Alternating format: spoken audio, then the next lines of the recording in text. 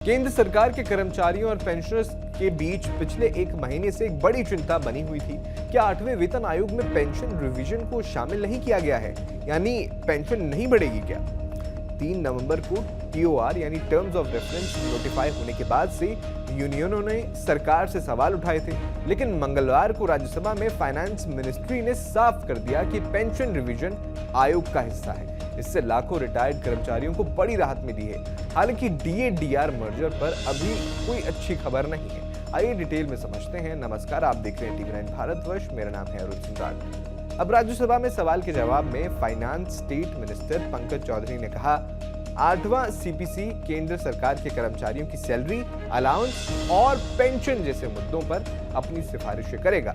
Ministry ने confirm किया कि TOR में पेंशन का जिक्र ना होने से पैदा हुई चिंता बेबुनियाद है। आयोग 18 महीने में अपनी रिपोर्ट देगा और इसमें पेंशन रिवीजन भी शामिल रहेगा, जैसा कि 7वें वेतन आयोग में हुआ था। इससे 69 लाख से ज्यादा पेंशनर्स को फायदा होगा, जो पुराने और नए रिटायर्स के बीच पैरिटी यानी बराबरी बनाए रखने पर निर्भर है। ये क्लैरिफिकेशन यूनियनों की नवंबर से चली आ रही मांगों को सीधे संबोधित करता है। स्टाफ एसोसिएशन ने PM और फाइनेंस मिनिस्टर को चिट्ठियां लिखी थी, जिसमें कहा था कि पेंशन को नजरअंदाज करना ऐतिहासिक बदलाव होगा और लाखों जो पेंशन भोगी हैं उन्हें नुकसान पहुंचाएगा।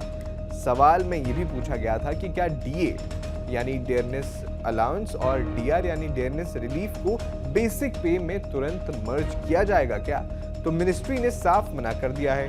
मौजूदा DA को बेसिक पे में मर्ज करने का कोई प्रस्ताव फिलहाल विचाराधीन नहीं है। DA अभी 58% तक पहुंच चुका है और यूनियंस का तर्क है कि 50% से ऊपर जाने पर मर्जर से कर्मचारियों को तुरंत राहत मिलेगी। लेकिन सरकार का कहना है कि DA-DR को हर 6 महीने में महंगाई के हिसाब से अपडेट किया जाता है, इसलिए मर्जर की जरूरत नहीं है। लोकसभा में भी इसी तरह का जवाब दिया गया। फिलहाल पेंशन रिवीजन पर फाइनेंस मिनिस्ट्री के इस बयान से 8वें वेतन आयोग पर छाए बादल छट गए हैं। अब कर्मचारी संगठन DA मर्जर और अन्य मुद्दों पर फोकस करेंगे। आपका इस खबर पर क्या कहना है, हमें कमेंट बॉक्स में जरूर बताएं।